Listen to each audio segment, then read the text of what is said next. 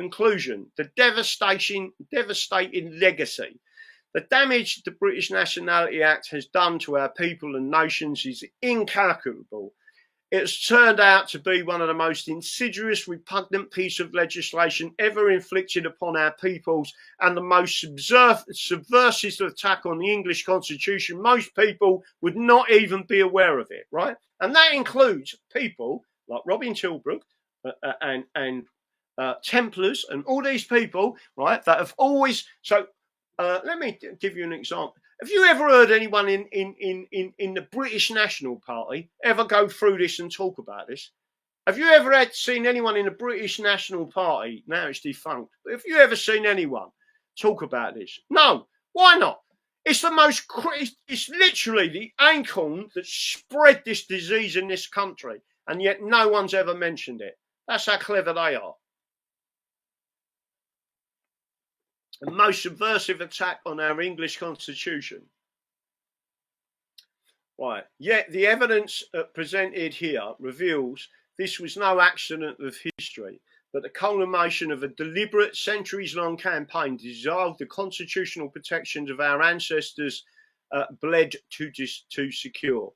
The same arguments deployed in 1708, economic necessity, labour shortages, competitive disadvantage, are all recycled today with mechanical precision.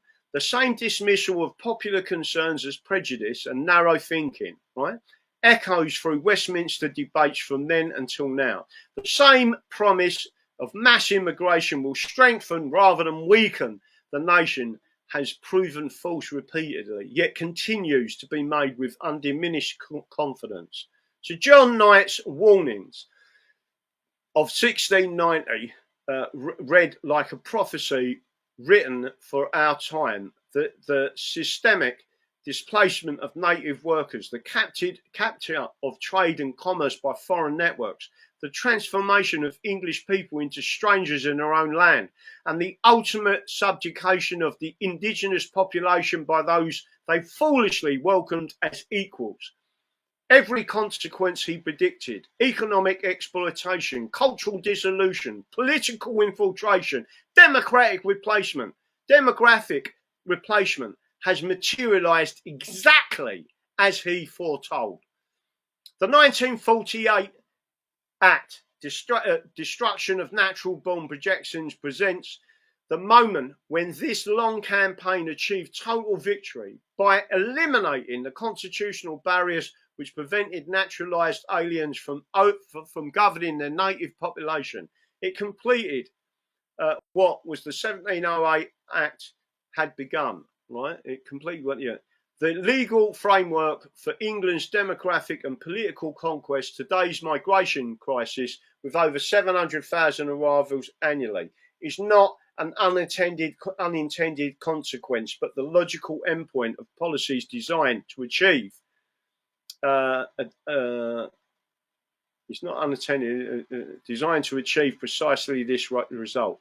The pattern is unmistakable. Each crisis, economic, demographic, constitutional, is used to justify the next expansion of alien settlement. Each expansion creates new crises requiring further expansion, right? And again, it is the English being destroyed. The British Nationality Act stands as a legal monument to our national suicide, right? England's had enough, right? We need out of this union. That doesn't mean I dislike the Scots, right? In fact, I'm very proud of the Scots for what they've done in keep trying and fighting.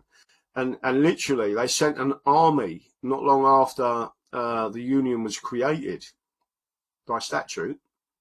They was fine with the common law union, but the statutory union, the normal everyday Scot was not happy with it, and they sent a 5,000 man army into England, not to attack the English, but headed towards the British Parliament. How many people knew that? How many people knew that 7 years after it was enacted, they actually put a bill of annulment through Parliament, and it only just got rejected. No one wanted this union, right? And everything they said about the union, like everything Churchill said about the National Health Service, is true. everything they said about the Parliament Act of 1911 is true, right? So this is a big thing.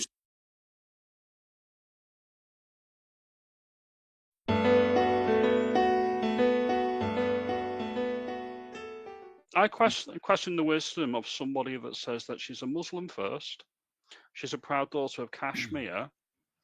I would say she's got divided loyalties.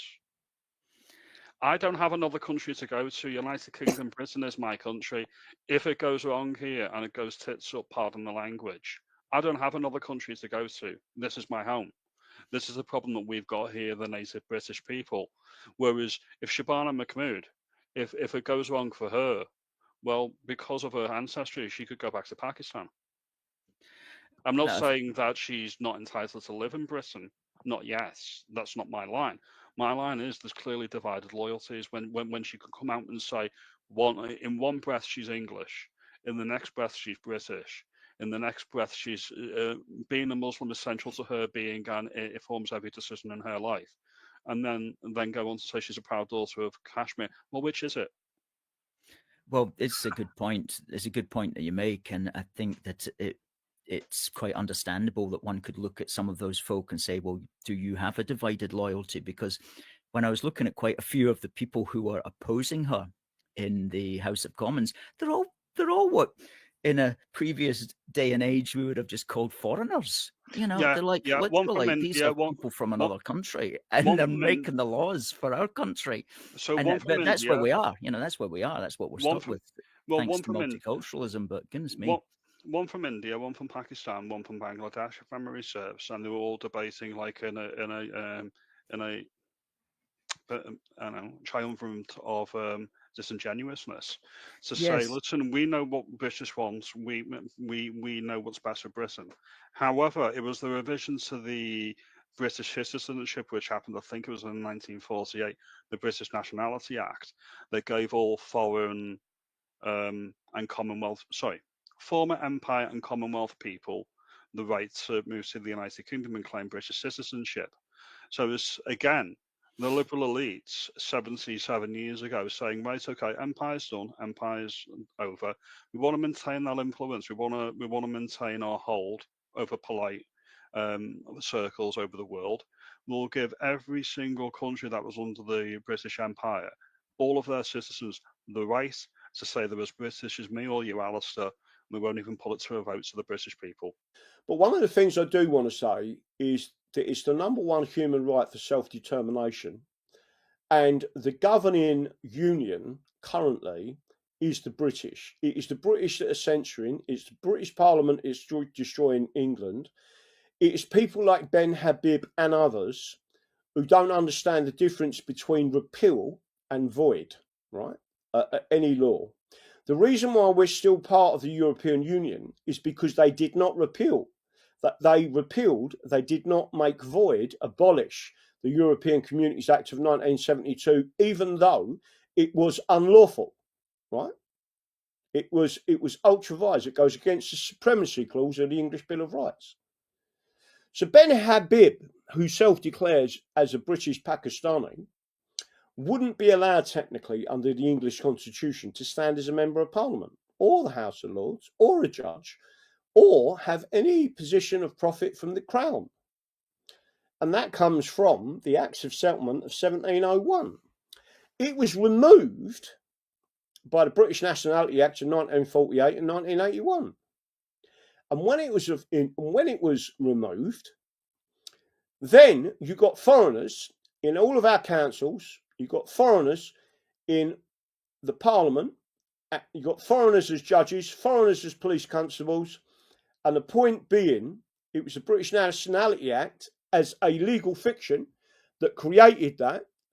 The same error was made in 1708 and between 1708 and 1711, and Queen Anne stepped in and abolished a similar act that did the same thing because the culture of England was being changed and it concerned everyone. And they was warned in 1690 by a Sir Knight, I think his name was, that would happen. And again, these things are done to crush the English in particular.